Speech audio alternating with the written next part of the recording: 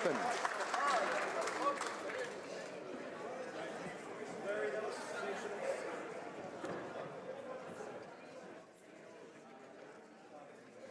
Order. Alors. Déclaration de députés, statements by members. The Honourable Member for Saanich, Gulf Islands.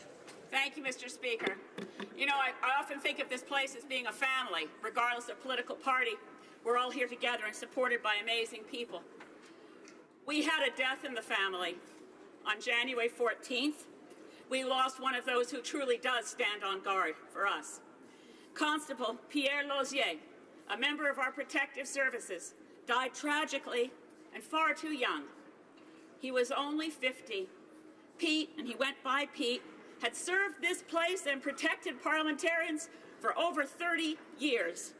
He was part of a tremendous group with esprit de corps, and it was Pete, one of those who, unarmed, on October 22nd, 2014, ran towards gunfire to protect us. We lost him, Mr. Speaker, and I want all of us to say to his family and those grieving his loss how much we honor and respect him and express our gratitude to those who continue to protect us. Thank you, Mr. Speaker.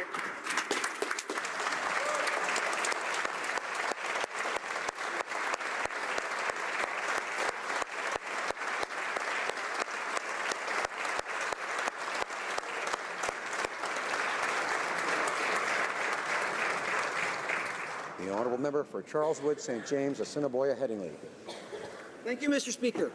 I recently had the pleasure of meeting with community leaders from the Canadian Catholic Organization for Development and Peace, which educates Canadians about the plight of impoverished peoples and supports women in their search for social and economic justice.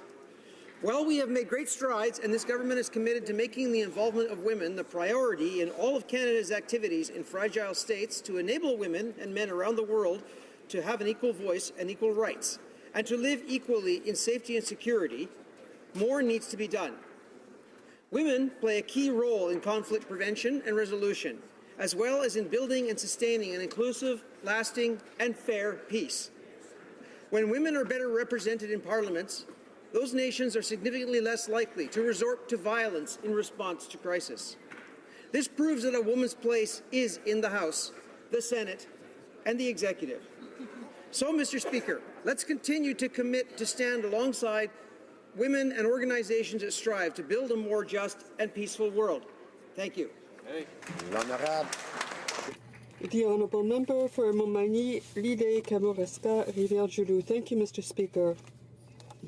As I was saying last May 10th, it will soon be 56 years that I inaugurated, by being born, one of the rooms in the Notre-Dame de Fatima Hospital in La Pocatière. There is a coalition of people in the area who are marching, signing petitions, and doing more in order to keep our hospital going.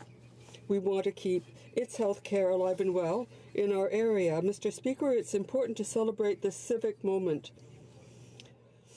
Now, I strongly support this movement because with an aging population, the longer we live, the more we'll need these services. I'm wearing a K in a red heart pin because I truly love the healthcare in my area. For me, it's clear, Mr. Speaker, my healthcare services remain here. The member for Mississauga Lakeshore.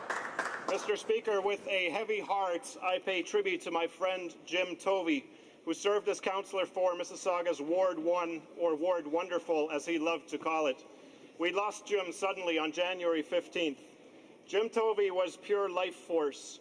He saw our shared humanity in every person and put all of his energy into everything he did. Jim also saw government as a force of good. An accomplished musician, poet, carpenter, he entered politics to champion the arts, culture and heritage, veterans, science and technology, social justice, the environment, and the Great Lakes. Mr. Speaker, I stand with Jim's wife, Lee, his family, colleagues at all levels of government, friends, and the residents of Ward Wonderful as we say goodbye. We miss Jim terribly, but we take comfort in knowing that his memory will inspire us for years to come. Mr. Speaker, let me close in Jim's own words. And as we sleep, our spirits soar amongst the stars and run to build new worlds with empty space where love will be our sun. Thank you, Mr. Speaker.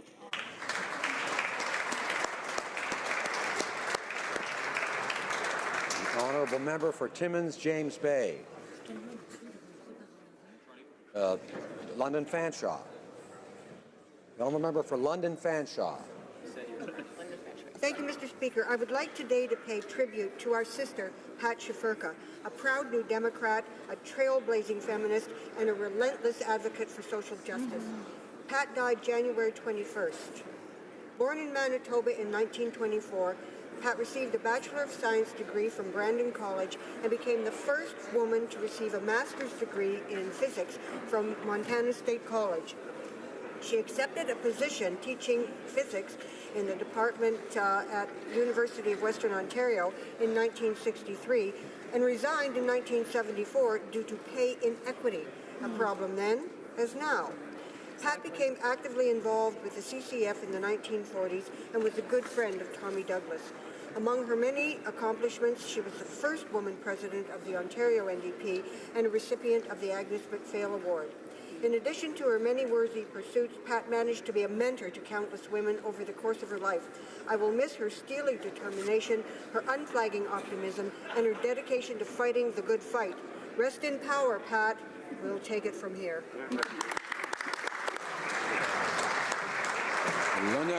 The honourable member for Lac-Saint-Jean. Mr. Speaker, today, for every text sent and received, as well as every tweet and retweet with the hashtag @BellCause, Bell will spend 5 cents for mental health programs. This admirable pan-Canadian initiative is important because of its mission, but also in order to end stigma around mental health in Canada. And all of us know a family member or a friend whose mental health has been affected. The economic, social, and human costs with respect to mental health issues are very high. That's why it's important that our government, and I am proud of this, is investing $5 billion to support mental health for some 500,000 young Canadians under 25 years of age. I would encourage all members in this House to speak for mental health, not only today, but all during the year, in order to break down barriers.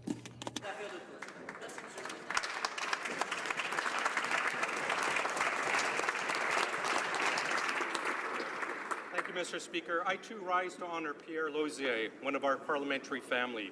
Pierre Lausier was a veteran protective service constable serving this place for 33 years. He was always good for a laugh, lending anyone who asked a hand or an ear when they needed it. Pete was also one of the responders on the floor during the 2014 attack, running toward danger despite being weaponless when gunfire erupted in the Hall of Honor. Mr. Speaker, my heart goes out to Pete's friends and family during this tragic time. Rest assured they have a place in the prayers and support of everyone in this House. As for our protective service team, please know that we appreciate all that you do in keeping us safe. Thank you all, and thank you, Pete, for 33 years of service to this House.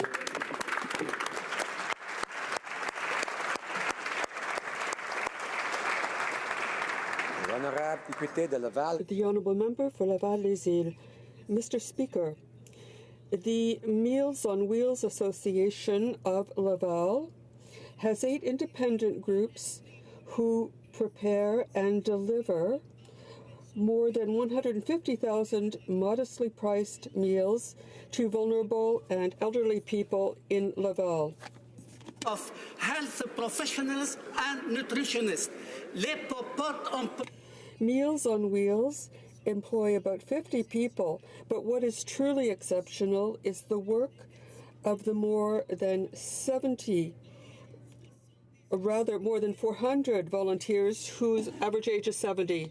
More than 42,000 hours and driven near 220,000 kilometers to deliver meal to the citizen of Laval. I'd ask my colleagues to join with me in recognizing the exceptional work of all these volunteers in Laval.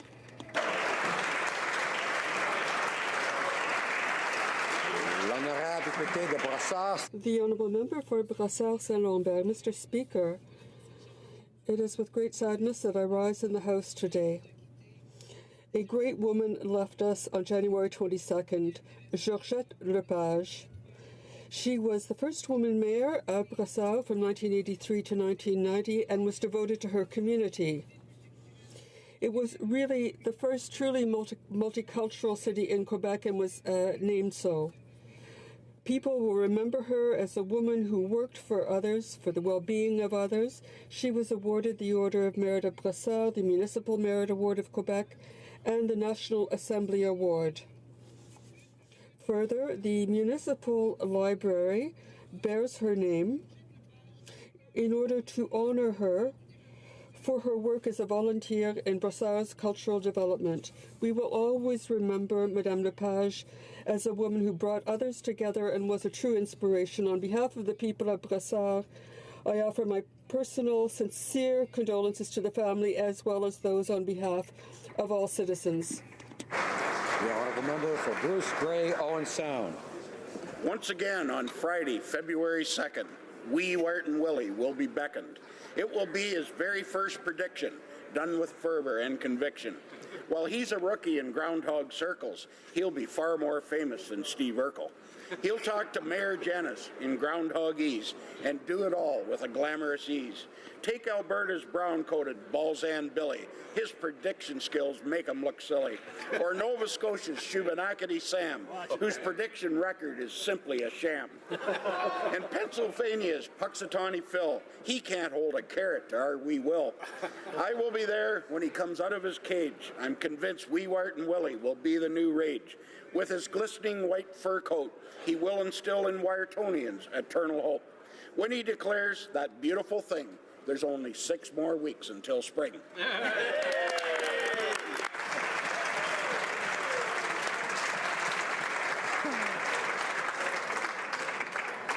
Honourable Member for Brampton East. Thank you, Mr. Speaker. Welcome. This past month, Canadians have reflected and celebrated the invaluable social, cultural, and economic contributions that Tamil Canadians have made to our society. I would like to take this opportunity to highlight 2 amazing organizations in my riding. The Brampton Tamil Seniors Association works tirelessly to build a better community for seniors by organizing weekly social, yoga, and computer classes. Their organization is an inspiration to us all. We also have the Brampton Tamil Association, who has been indispensable in building bridges between communities and enriching and sharing the Tamil culture and heritage with a multicultural Canadian environment. Mr. Speaker, Tamil Canadians, just like all Canadians, are working tirelessly to achieve their very own Canadian dream. A very happy Thai Pongal and happy Tamil Heritage Month to all those celebrating this year. The Honourable Member for Vancouver Quadra.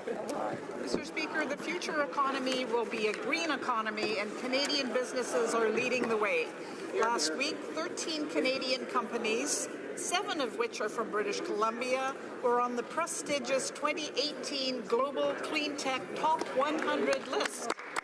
This list highlights the most innovative companies worldwide with promising ideas best positioned to solve humanity's sustainability challenges. From my own riding of Vancouver Quadra, Axine Water Technologies is one of them, recognized for its impressive chemical-free, low-cost solution to wastewater problems. Their novel approach solves a multi-billion-dollar problem across multiple industries. Axine's technology is a perfect example of how environmental stewardship isn't just good for our communities, but it's good for business and for the economy.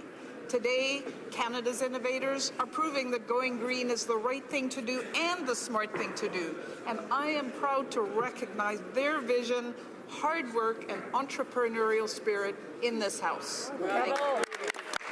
Honourable Member for Calgary-Midnapore. Mr. Speaker, in any given year, 1 in 5 Canadians will experience mental illness, and by the age of 40, 50% will have experienced it as well. Mental illness does not discriminate against age, education, income level, or culture.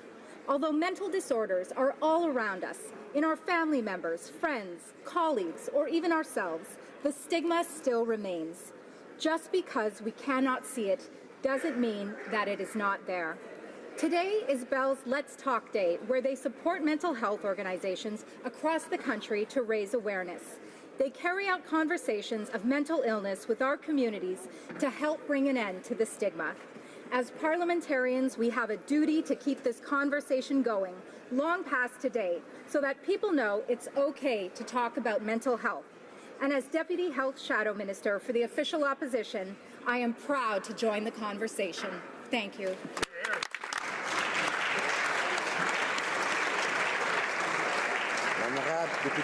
The Honourable Member for Gatineau. Since the beginning, our government has striven to help the middle class and those working hard to join it, such as those who work in the construction industry. Today, we're delivering the goods by announcing the intention to legislate on the issue of prompt payment for subcontractors in the construction industry. In close collaboration between our government and the Canadian construction industry, we have developed a 14-point action plan on prompt payment. Nous avons pris les mesures concrètes. We've taken concrete steps to implement this action plan by publicly posting payments to entrepreneurs and by drafting a statement of principles concerning prompt payment to ensure that payments are made in less than 30 days. Complete our action plan by later this year. Nous allons ainsi bénéficier aux gens. We will be able to help the people in this sector and all Canadians. Thank you, Mr. Speaker. Member for Nanaimo Ladysmith. 51 years ago, the Royal Commission on the Status of Women exposed widespread discrimination against women. Yet Canada has since dropped to 25th on the UN Gender Equality Index. Time's up. 40 years ago, Pierre Trudeau promised women in Canada pay equity. 2 years ago, this House voted with the NDP for equal pay. 7 months ago, this Prime Minister missed the All-Party Committee's deadline for legislation. Time's up. 1 year ago, the Globe and Mail reported that 1 out of 5,500 sexual assault reports, police deemed 1 in 5 unfounded. Yet no federal action. Time's up. All the progress on women's equality has been from women and their allies marching and standing together. Why should women always shoulder the burden of change? Time's up for this government to use its majority to enact real change for women. The honourable member for Prince George, Peace River, Northern Rockies. Thank you, Mr. Speaker. I'd like to read a Facebook post that I wrote to my friend from Caribou, Prince George that summarizes how we feel about his recent knock on heaven's door. Can't tell you, the member from Caribou, Prince George, how shocked I was, the few of us that knew early on that your life literally was hanging in the balance. Felt for Kelly, Josh, Cassie, Caitlin, and Jordan that they may lose you. Too concerned that I would lose a friend and felt how much good you still have left to do, how soon life can change. I've seen you rise from a nervous nomination candidate to Conservative candidate to seasoned MP and proudly tell people how great of a job you're doing for Caribou Prince George. But we want you and need you to be here for the long game. So take the time you need to get well. This job can be a stressful one at times, most of the time, as you know, with so many expectations of so many. But it all doesn't matter if you're gone. You've been given a precious second chance, and I want to see you use it. From all of us here in this chamber to you watching from home today, we love you. We love you, brother. Get well, and we'll see you soon.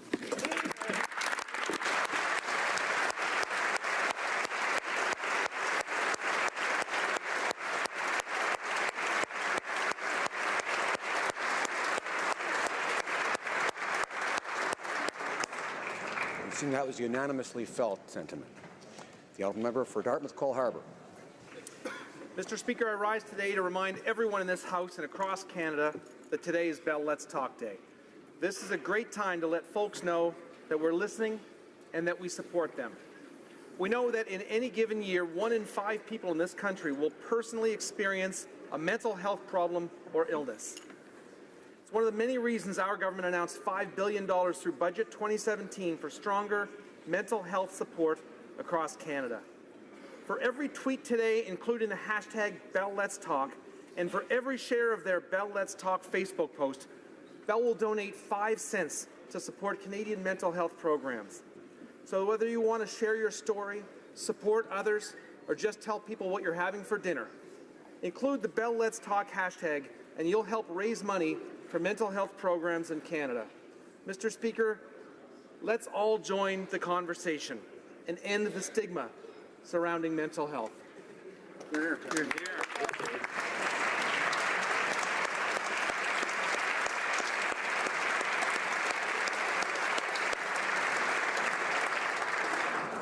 Oral questions, questions orales. L'honorable chef de l'opposition. The Honourable Leader of the Opposition.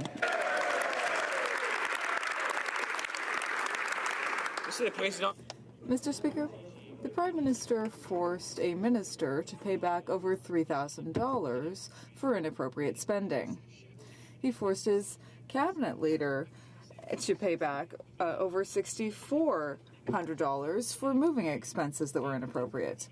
And before becoming Prime Minister, he himself had to reimburse close to $1,000 in expenses.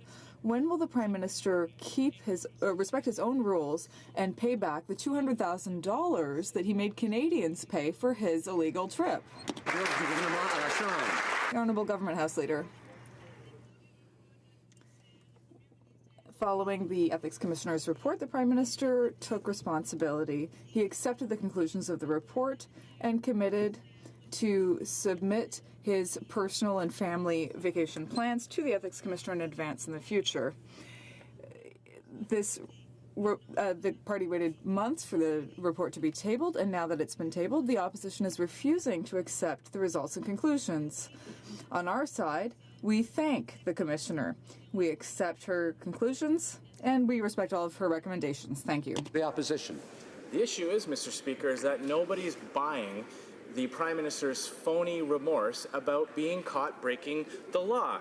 Now, he wants to pretend like this is all about addressing things going forward, but he hasn't addressed what's happened in the past. He would have us believe that it was a close family friend, despite the fact that they didn't speak for over 30 years. He'd have us believe that the meetings had nothing to do with government business, even though there was a request for an official meeting just days before he left. So when will the Prime Minister do the right thing and pay back taxpayers' money for the cost he imposed on them? Honourable Government House Leader. Both in her report and in her testimony to committee, answered many questions related to her report. We accepted her findings and respect her work.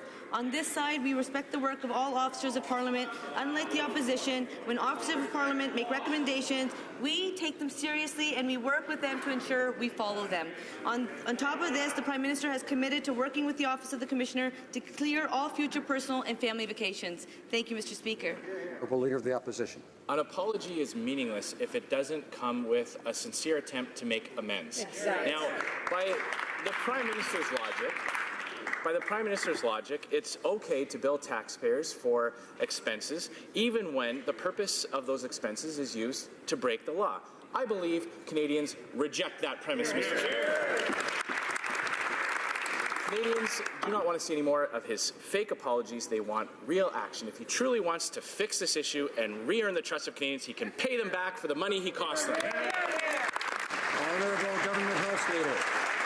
Mr. Speaker, as I've said many times, immediately after the Commissioner's report was tabled, the Prime Minister took responsibility, accepted the findings, and committed to working with the Office of the Commissioner on future personal and family vacations. When it comes to this Prime Minister and this government, we are committed to working hard on behalf of Canadians, and when the Prime Minister apologizes in his capacity as Prime Minister, as he did yesterday, to a group of individuals that have been waiting a very long time, it means something to Canadians. We will continue engaging with them. We take this work seriously and we will continue to do so. Thank you, Mr. Speaker. Member for Milton. Thank you, Mr. Speaker. Mr. Speaker, I would suspect that the House Leader hasn't quite read the document that the Ethics Commissioner put forward, because if she did, she would know that there are actually no recommendations from the Ethics Commissioner. There are findings of fact. There's a determination of guilt. That's all that's in there.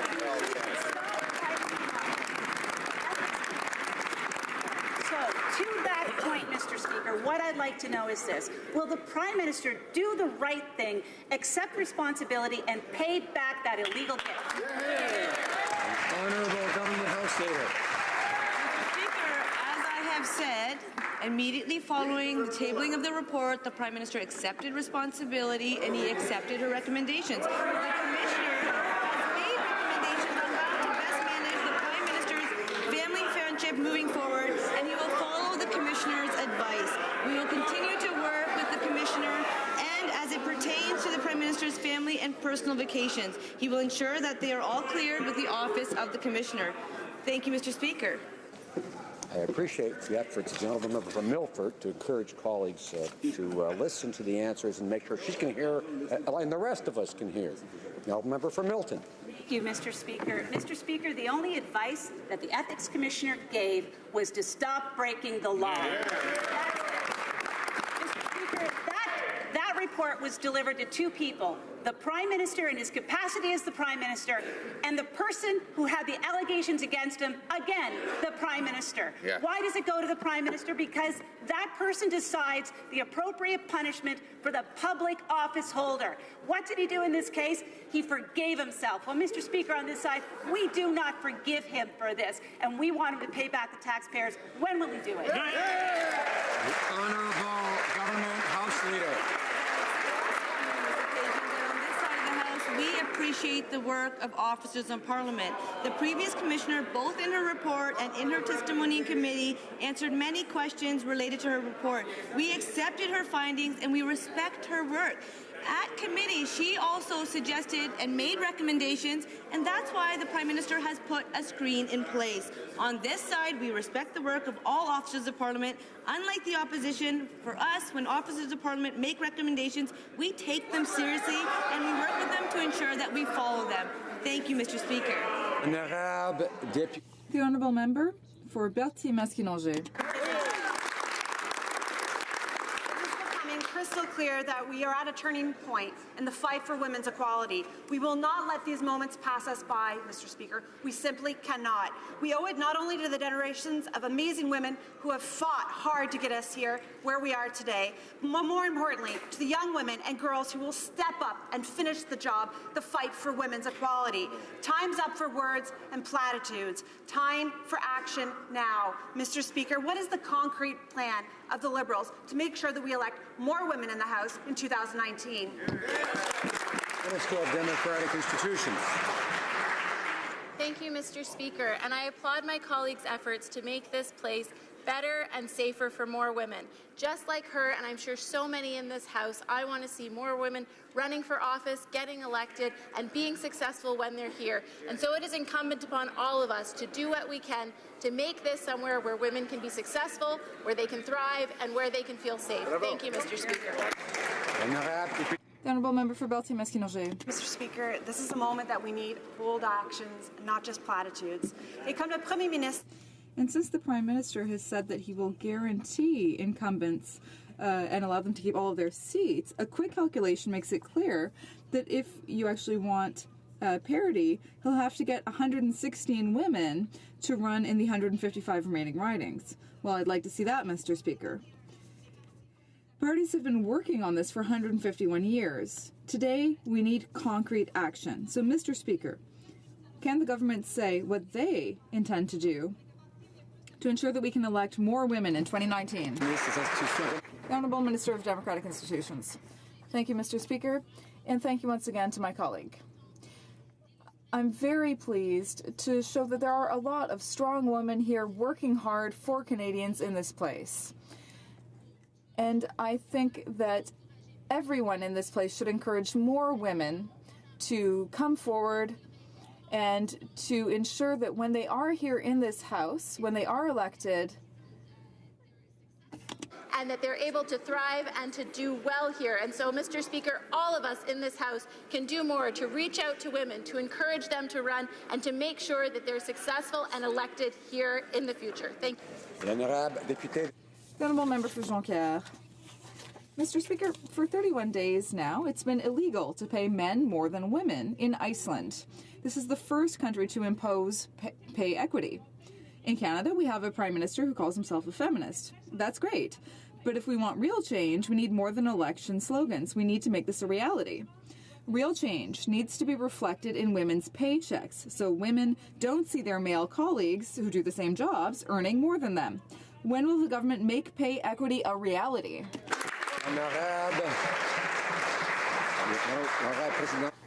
The Honourable President of the Treasury Board. Participants in our economy, and they deserve equal pay for work of equal value. Our government is working with the public sector unions. We are working with public servants, and we will achieve exactly that. Member for Nanaimo, Ladysmith. 2 years ago this week, Parliament voted for New Democrats' motion on equal pay for women, but we still haven't seen any legislation to protect equal pay in law. Liberals promised pay equity, but shelved it until 2018. Well, Mr. Speaker, it's 2018. Time's up! Words are not enough. Women want concrete action. We've waited far too long already. Can the Prime Minister explain to women in Canada why they should have to wait another day to be paid the same as men? Honourable President of the Treasury Board. Mr. Speaker, we are working in consultation with the unions, public sector unions, and the CLC, Unifor. We're working broadly in Canada. First of all, our government has restored a culture of respect with our labour movement in Canada, and we've also made it very clear that our government, as a feminist government, is committed to pay equity, a proactive pay equity system, and I can assure the honourable member we are moving forward with exactly that. The Honourable Member for Richmond North Alaska. Mr. Speaker, for the first time in the history of Canada, a Prime Minister has been found guilty of violating the ethics and conflict of interest rules. He travelled illegally using taxpayer money for a trip that was worth more than $200,000. He says he's taking responsibility for this. Can he or his leader tell us why the Prime Minister wouldn't pay back Canadian taxpayers for this? The Honourable Government House Leader. Mr. Speaker, the Commissioner, in her report and in testimony, answered many questions concerning the report. We accept the conclusions of the report and respect the work. On this side of the House, we respect the work of all other parliamentary officers, unlike the opposition.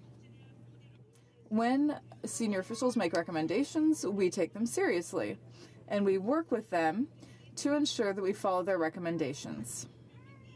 Furthermore, the Prime Minister has committed to submitting all of his travel plans to the Commissioner of the Future. The Honourable Member for Richmond North Alaska. Mr. Speaker, I can't understand why the Leader is just repeating these talking points. The Prime Minister paid for a holiday with taxpayer money. This was illegal. He was found guilty of violating not one but 4 sections of the Act. All of the members have to respect the Code of Ethics here. The Prime Minister was found guilty, and he should pay back the money. Other people have had to do that. It seems that there are 2 sets of rules here, one for the Prime Minister and one for other members and for other Canadians. Can he not simply pay back the money that he took out of taxpayers' pockets? The Honourable Government House Leader. Mr. Speaker, if the opposition is going to ask the same question, they're going to get the same answer. The opposition has been asking for weeks and months for this report to be tabled. Now that the report is tabled, the opposition is refusing to accept its results and conclusions. As for us, we thank the Commissioner. We accept her conclusions, and we will follow all of her recommendations. Thank you. Opposition House Leader. Order. Okay, so by not paying back these expenses, the Prime Minister is basically telling all of us, as members of Parliament, that it's okay. Go ahead, take a really expensive trip as a gift.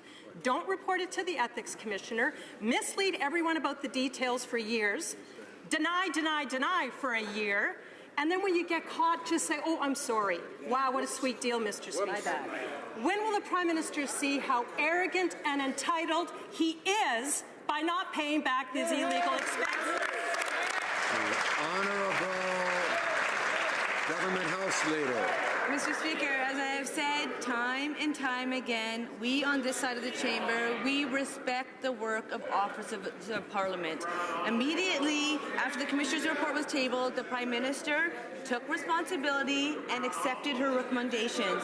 Mr. Speaker, the opposition for weeks, months, has been asking these questions, demanding the report.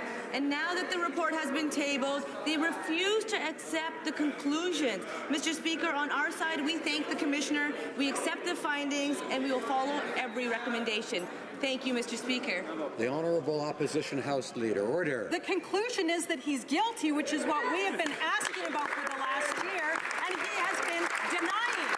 When he took this illegal trip, he forced the RCMP to be complicit in these illegal expenses. He's now forcing taxpayers to be complicit. Those are the facts, Mr. Speaker. Now, when will the Prime Minister own up to the wrong that he has done? Be a leader for once. Take responsibility for what he's done and pay back those Honourable Government House Leader.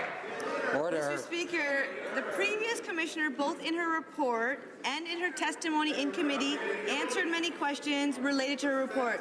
We accept her findings and we respect her work. On this side, we respect the work of all officers of Parliament. What is clear, the previous government, the Conservative way, was to undermine officers of Parliament. That is not our approach. We respect the work that we do, we accept the findings, and we will take her recommendations. Moving forward, the Prime Minister will clear all family and personal vacations with the officer. Thank you, Mr. Speaker. A member for Chilliwack Hope. Mr. Speaker, the Ethics Commissioner was very clear. The Prime Minister should have never gone on his fancy private island vacation. The trip was deemed to be illegal. Therefore, the $200,000 bill he sent to Canadians to pay for it is invalid. While the Prime Minister has a family fortune, many Canadian families are struggling to make ends meet, living paycheck to paycheck. So why is this wealthy Prime Minister thinking it's okay to send taxpayers the bill for his illegal vacation, and when will he do the right thing and pay them back? The Honourable Government House Leader.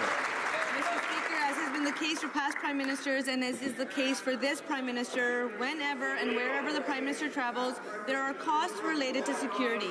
We always accept the advice of our security agencies as to how to best ensure the safety of the Prime Minister. As the Prime Minister has said, going forward, he will engage with the Commissioner's office to discuss personal and family vacations. Thank you, Mr. Speaker. The Honourable Member for Chilliwack Hope. The Prime Minister may not want to answer questions in here, but he cannot hide from what the independent officer of Parliament concluded about his conduct. On the charge of improperly arranging his personal affairs, guilty. On the charge of accepting illegal gifts, guilty. On the charge of illegally accepting a ride on a private aircraft, guilty. On the charge that he engaged in illegal government business.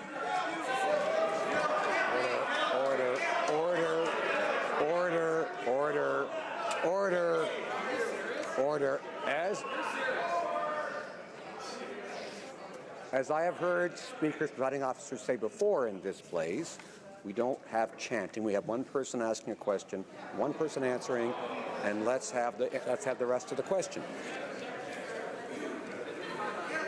On the charge that he engaged illegally in discussions about government business, guilty. The Prime Minister is guilty of breaking the law on 4 separate occasions. Why doesn't he do the right thing for once and pay back Canadian taxpayers? The Honourable Government House Leader. Mr. Speaker, the Prime Minister has answered these questions repeatedly, and since the new year, the Prime Minister has answered a number of questions from Canadians across the country in open and public town halls, including tonight when he will be present in Winnipeg answering questions from Canadians directly. And Canadians continue to be concerned about jobs for the middle class and those working hard to join it. With our plan, Canadians have created 422,000 jobs in 2017, the best single number since 2002, and the unemployment rate is at its lowest since 1976, Mr. Speaker. We understand the opposition for not wanting to talk about the economy because they know that the economy is doing well with our plan. Honourable Member for Saskatoon West. Mr. Speaker, since the shutdown of STC, people living in Saskatchewan are risking their lives hitchhiking just to get around.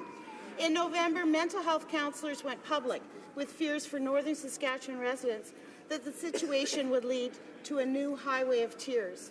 The cancellation of STC made it difficult for families to testify at the only missing and murdered Indigenous women and girls hearing in the province. Will the government allow this situation to worsen, or will they step up to prevent a new highway of tears? The Honourable Minister of Economic Development. Mr. Speaker, I'd like to thank the member opposite for raising this very important issue, as she knows full well that this is an issue that we are working on. We'll work with her office to make sure we take the appropriate steps that are required and needed to address the issue in a meaningful way. Thank you very much, Mr. Speaker. Member for Churchill, Huat-Nookaski. Mr. Speaker, Tina Fontaine, the Highway of Tears, the list of symbols representing the tragedy of missing and murdered Indigenous women is long.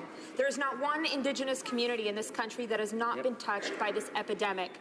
And while we have to deal with the ongoing impacts of colonization, Indigenous communities deserve action now, in real terms, including through safe transportation. So will the government move from words to action and at least start by funding, in part, safe transportation along the Highway of Tears? Hear, hear. Of Infrastructure.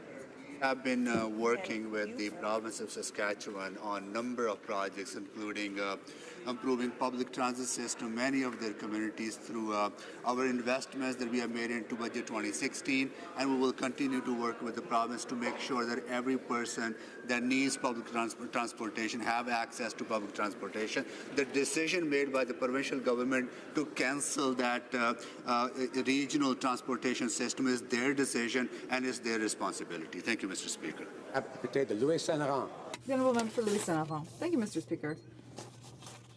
Now, this is unusual, but I'd like to pay tribute to a Liberal minister. A year and a half ago, the Minister for Indigenous Affairs made a mistake and used limousine services and then sent the bill to taxpayers. She was caught, and she herself decided to pay back over $3,700 to taxpayers, which is what should be done. But, Mr. Speaker, unfortunately, the Prime Minister was also caught. Now, he was caught of having violated 4 ethics rules, but he's refusing to pay back Canadians. Now, it's Wednesday, it's the Prime Minister's Day, so perhaps the Prime Minister could rise. The Honourable Government House Leader. Mr. Speaker, as I said immediately after the report was tabled, the Prime Minister took responsibility and accepted the Ethics Commissioner's conclusions. He is committed to submitting his personal travel plans to her ahead of time in the future. For weeks and months, the opposition has asked for this report to be tabled. Now that it is, the opposition is refusing to accept its conclusions. On our side, we thank the Commissioner, we accept her conclusions, and we will be following all of her recommendations. Thank you, Mr. Speaker. The Honourable Member for Louis Saint-Laurent. Mr. Speaker, with all of the respect that I have for the government leader, rather than reading texts read by by other people, she should read the Ethics Commissioner's report, which says that the Prime Minister violated 4 rules. Also, the Minister of Indigenous Affairs at the time said that Canadians expect a certain standard. Now, can the Prime Minister tell us if not reimbursing $200,000 for illegal trip is responsible, and if that reflects Canadians' standards? Canadians want an answer. The Honourable Government House Leader. Mr. Speaker, as has been the case with previous Prime Ministers and the current Prime Minister, there are costs associated with security with this. I have a lot of respect for the member across the way as well, but we need to accept the conclusions of this report and the Ethics Commissioner's work. That's exactly what we've done. Thank you. Mr. Speaker, the situation was a reminder for all of us to be extremely careful about our expenses and about the public trust we wield. Not my words, Mr. Speaker. Those were the high-minded sounding words of the Prime Minister as he stood in front of his cabinet a couple of years ago, referring to the then Health Minister and thousands of dollars of inappropriate travel expenses. That minister did the right thing. She repaid Canadians. Mr. Speaker, why won't the Prime Minister do the right thing, attempt to regain public trust, and repay Canadians? Honourable Government House Leader. Mr. Speaker, the security agencies make determinations on what is needed to protect the Prime Minister, as they have done for previous Prime Ministers, and we will follow their recommendations. The former Commissioner has acknowledged that these costs are incurred as part of the role of the Prime Minister. The Prime Minister will continue to work with the Commissioner's office to clear future family vacations. Thank you, Mr. Speaker. Member for Thornhill. Mr. Speaker, when his minister misspent thousands of dollars in improper travel expenses, she apologized, she repaid those misspent expenses, and the Prime Minister preached about recognizing the public trust. Now, in another flagrant display of double standards, he not only refuses to do the right thing, but he demeans his House Leader by forcing her to recite his empty lines. When will the Prime Minister do the right thing and repay Canadians? Government House Leader. This question on numerous times, and I will tell you there's a really tough conversation taking place across our country and around the world. This person, the Member of Parliament for the riding of Waterloo, the Minister of Small Business and Tourism, and the Government House Leader is not forced to do anything. I'm proud of the work of this Prime Minister. I'm proud of the work of this government, and no individual will tell me to do something because I respect the Charter of Canadian Rights and the Canadian Charter of Rights and Freedoms. I know that I have rights and freedoms, and I will do my best to represent my constituents and my stakeholders. When it comes to this report, the Prime Minister has accepted responsibility. We will continue to work with the office. Thank you, Mr. Speaker.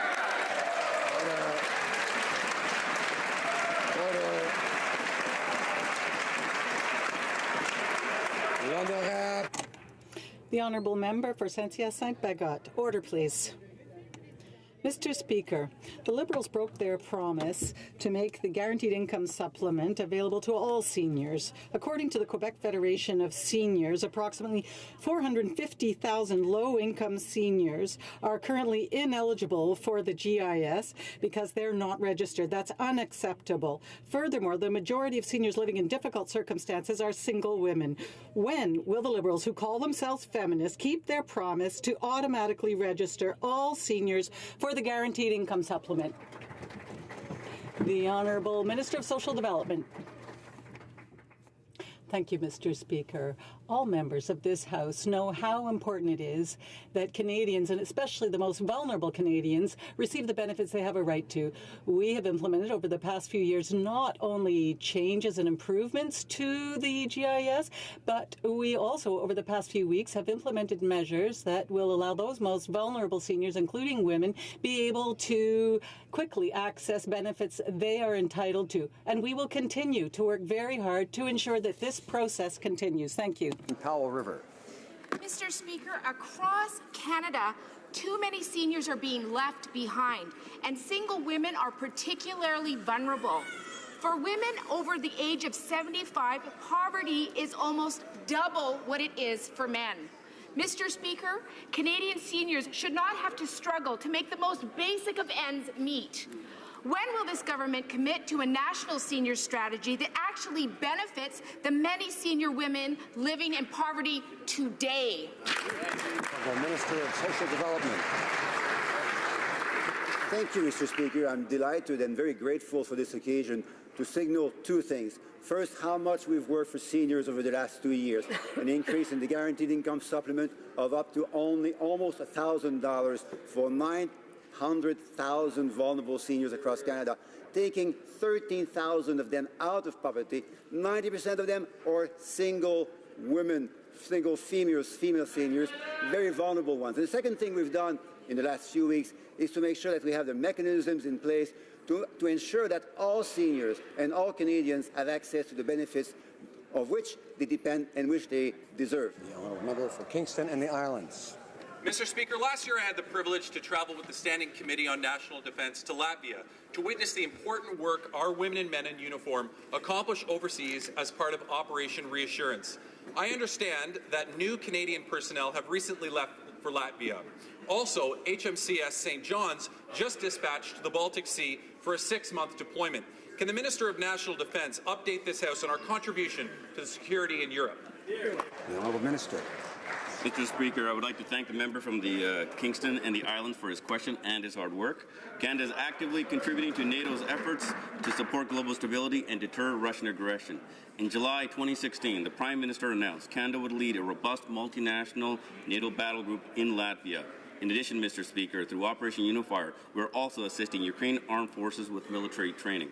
Mr. Speaker, these efforts represent Canada's largest sustained military presence in Europe in more than a decade. And today, I'm very proud and honored to welcome to Ottawa the Latvian Minister of National Defence. Thank you, Mr. Speaker. The Honourable Member for Charlebourg, Haute-Saint-Charles. Mr. Speaker, out of 86 cannabis producers licensed by the federal government, 35 are receiving financing from unknown investors in tax havens. And these are huge investments. Be it the liberal elite or unknown investors, no one invests millions of dollars without being sure of turning a profit. Can the minister confirm today that the unknown investors are not part of organized crime? The Honourable Minister of Health. Thank you, Mr. Speaker. The health and safety of Canadians is our priority. We have ensured that security investigations are very important for all those occupying key posts in organizations. We also make sure that investors owning more than 25% of shares have also gone through clearance. We have reached agreements with provinces and territories to make sure we know who owns companies and to make sure that there is no money laundering taking place. Thank you, Mr. Speaker. The Honourable Member for Haute-Saint-Charles. Mr. Speaker, I'm going to ask the question again. We know that there are 86 cannabis producers and 35 are receiving financing from tax havens. And that could be organized crime. Can she ensure that before she goes further with C-45 that she's going to do her homework and make sure that there is no organized crime involved in these legal companies? The Honourable Minister of Health. Thank you, Mr. Speaker. Once again, I'm going to repeat that the health and safety of Canadians is our priority. We are proposing that there be security investigations into those occupying key positions in companies. There will be a check of their records and the records of major investors, those owning more than 25% of shares in companies. Also, we've reached an agreement with provinces and territories in order to make sure who owns the companies and to make sure that there is no money laundering and other tax schemes or criminal activities. Mr. Speaker, today injured veterans announced that they are taking their case to the Supreme Court. The Prime Minister promised these veterans lifelong pensions that they would end, that they would not need to fight him in court. He's broken those promises to our vets. Under this Prime Minister's watch, the number of veterans waiting for disability benefits has ballooned to a backlog of more than 29,000. Rhyming off a list of benefits that veterans can't access won't cut it. When will this Prime Minister stop fighting veterans?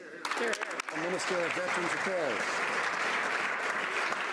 Mr. Speaker, we value the contributions that veterans have made in protecting the peace and security of Canadians at home and around the world. And our government took immediate action to address many of the issues raised in this case.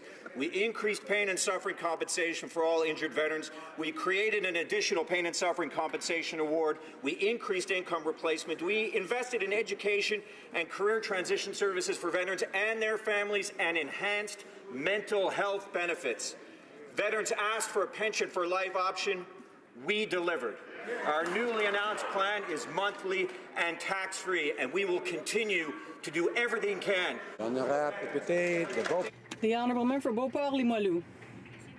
Mr. Speaker, the veterans made the solemn decision to be heard at the Supreme Court. In 2015, the Prime Minister had promised with his hand on his heart to give them a true lifelong pension.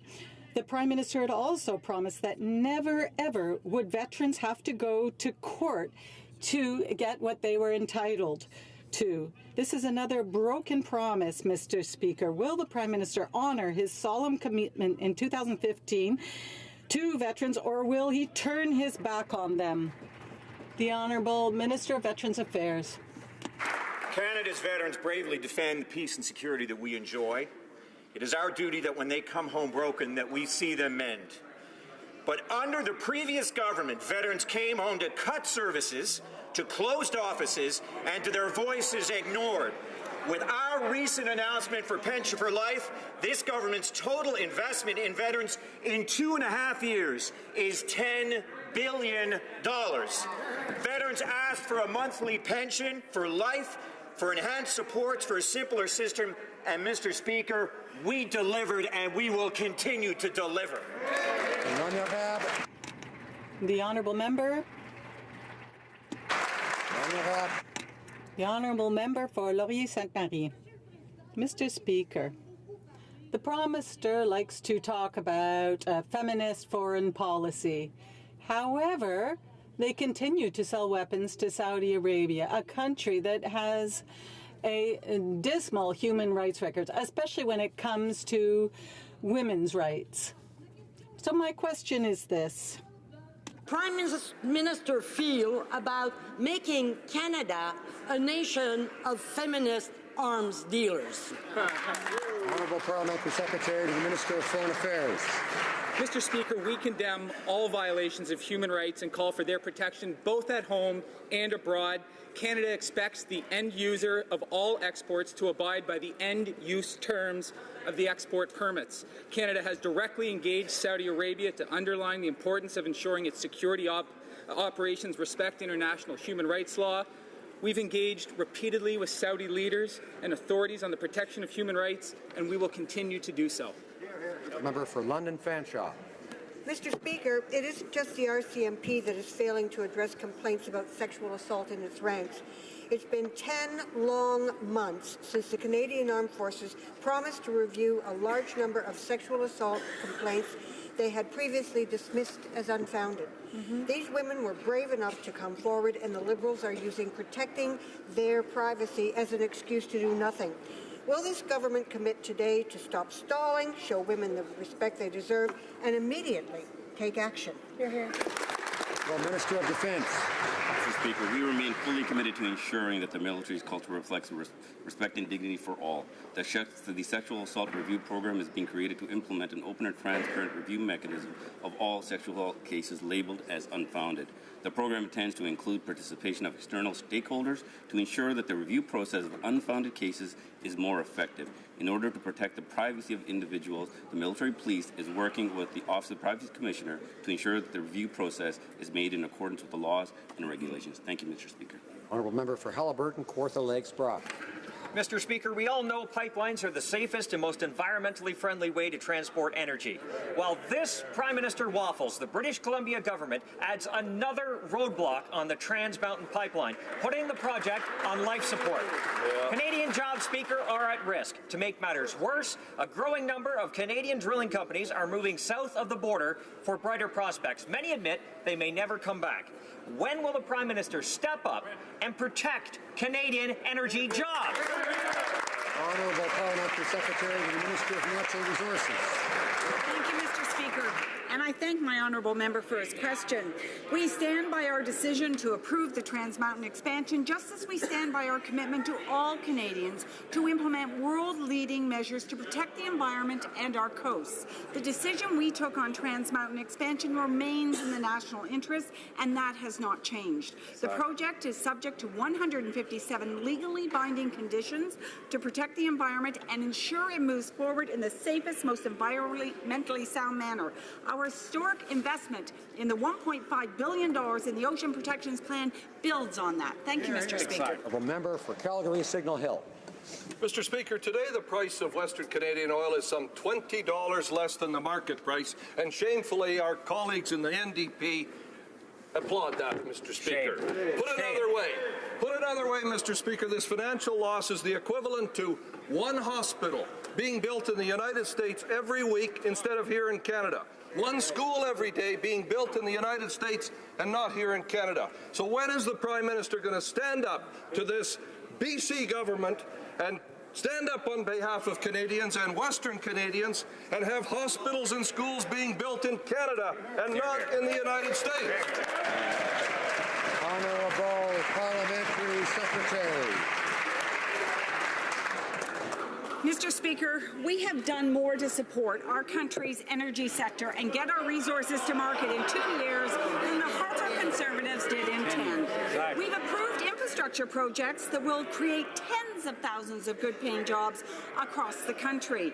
Expanded export capacity for the Alberta Clipper project, the Nova Gas Pipeline, Line 3 replacement project, the Trans Mountain expansion pipeline. We support the Keystone XL pipeline. I could go on and on, Mr. Speaker. These projects and others represent tens of thousands of good-paying jobs and billions for the Canadian economy. Exactly. Thank you. Honourable member for Prince George, Peace River, Northern Rockies. Thank you, Mr. Speaker. The BC NDP government is adding new hurdles to the building of the Trans Mountain project, as we just heard. The decision not only threatens important jobs in Western Canada, like in my riding, but also investor confidence in Canada's economy. Will the Prime Minister defend his government's decision to approve this project, or will it become yet another failed project by this government? The Honourable Parliamentary Secretary.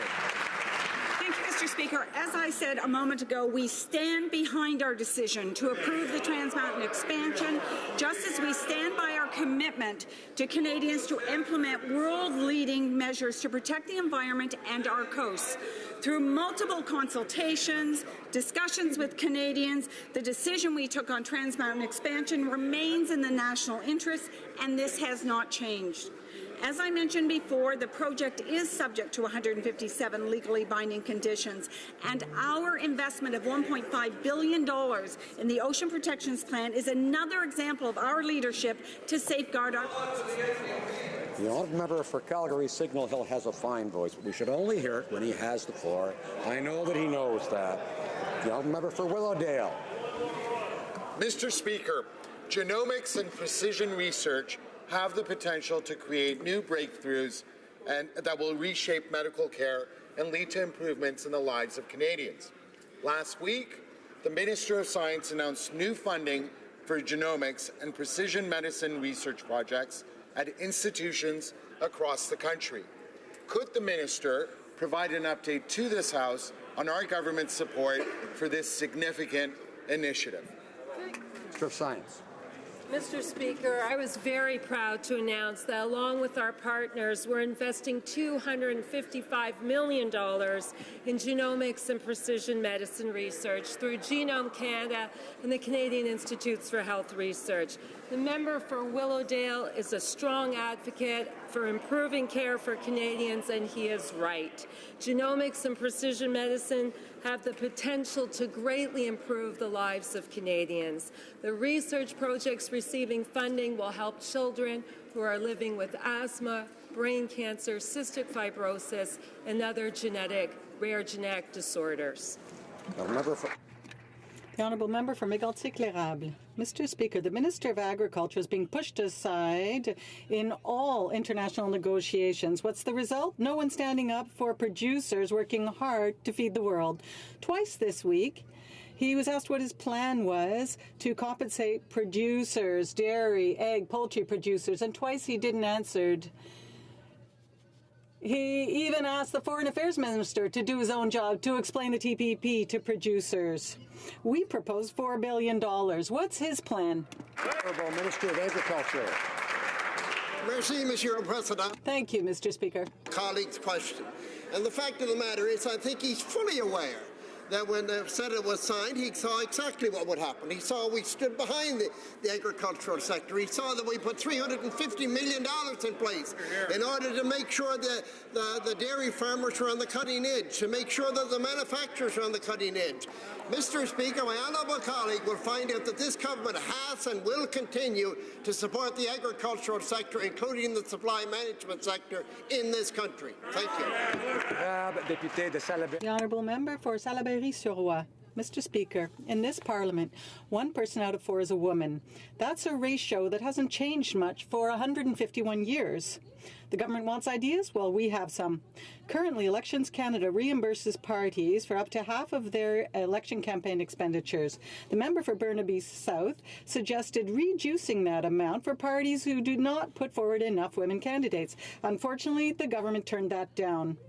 So what is the Liberal government's plan so that we can do better than 26% of women in this Parliament? The Honourable Minister. Thank you, Mr. Speaker, and I'd like to thank my colleague for her excellent question and for her passion to have more women in this Parliament. I share that passion, and I also think it's very important that each and every one of us in this House do everything we can to encourage women to come forward as candidates. And we need to do everything we can to support them and to ensure that they thrive and they succeed in this place. We, women here in this House, can be examples for other women, and we can make sure that there are more women who come forward. The Honourable Member for Châteauguay-L'École. Mr. Speaker, last year members of all parties raised questions about changes to the GIS and allowances policies for couples who are involuntarily separated. Can the Minister for Seniors tell this House what has been done to ensure that Canadian couples that have been separated for reasons beyond their control still receive the appropriate benefits? The Honourable Minister for Social Development. Thank you very much, Mr. Speaker. And I am pleased to take this opportunity to salute and acknowledge the remarkable work of the member for Châteauguay-L'École for vulnerable seniors. Our government committed to ensuring that couples, seniors couples who unfortunately have separated for reasons beyond their control receive the benefits that they have a right to. We've made sure that we try to follow these seniors and make sure that they get the benefits they are entitled to. We are committed to working very hard to continue to ensure that seniors receive the benefits they are entitled to. Mr. Speaker, Canadian farmers are asking for us to do them a little bit of a favor. Can somebody please put an APB out on the Minister of Agriculture? First, India imposes debilitating tariffs on Canadian pea exports. And now our durum wheat producers are being unfairly targeted by Italy's protectionist country of origin labeling. On both of these vital issues, our minister has been nowhere to be found. He is not even being included on a critical trade mission to India next month. Why has the minister not tabled a formal complaint on the wheat issue with the WTO or CETA, and will he commit to do so today? Minister of Agriculture. Thank you, Mr. Speaker, and I appreciate my honourable colleague's concern. He's certainly fully aware with the issue in India that we're very disappointed the Indian government decided to put a tariff on without any consultation, not only with Canada but with worldwide. And I have visited other countries and made sure that this type of practice is totally unfair. Our officials are dealing with the countries, with India, and trying to resolve the issue. Member for Saanich Gulf Islands. Thank you, Mr. Speaker. In town halls with my community throughout the break period, I heard over and over again the concerns of the takeover of ACON, proposed to be taken over by a state-owned enterprise of the People's Republic of China. British Columbians are particularly concerned because ACON now holds 30% of the contracts for the generating station at the disastrous Site C project. We're wondering, will Investment Canada look closely at the extra risks posed due to the Harper-era investment treaty that gives China superior rights to Canadian companies if we should want to improve labour protections, environmental protections? Thank you. The Honourable Minister of Economic Development. Mr. Speaker, I'd like to thank my honourable colleague for her question. She knows full well that our government has been very clear about our desire to be open to trade, people and investment. We are focused on growth and jobs. With respects to the Investment Canada Act process, she knows that the ACON acquisition is going to go through a robust and rigorous process. We evaluate each and every single acquisition on a case-by-case basis. This is a multi-step process. I want to assure her that we will do everything we can to make sure that the outcome will benefit Canadians. And when it comes to national security, we never have and never will compromise on it. I wish to draw to the attention of honourable members the presence in the gallery of Mr. Raimond Bergmanis, Minister of Defence for the Republic of Latvia.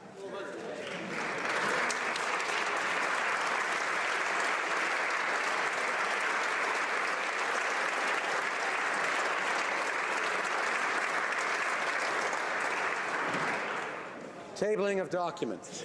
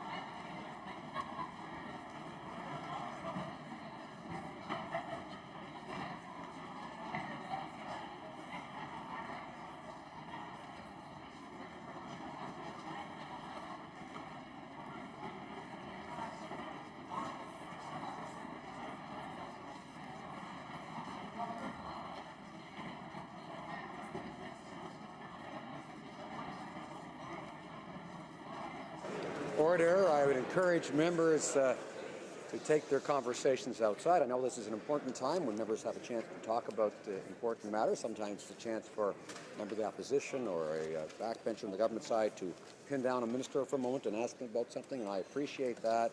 But we do need to continue, so I'd ask members to take those discussions into the lobbies or elsewhere in the building. Conformément à l'article 79,13. Pursuant to the standing order, I would like to present the Office of the Parliamentary Budget Officer Annual Work Plan for 2018-19. Now, it is my great pleasure to table today, in both official languages, the third edition of House of Commons Procedure and Practice, la procédure et les usages de la Chambre des communes. This work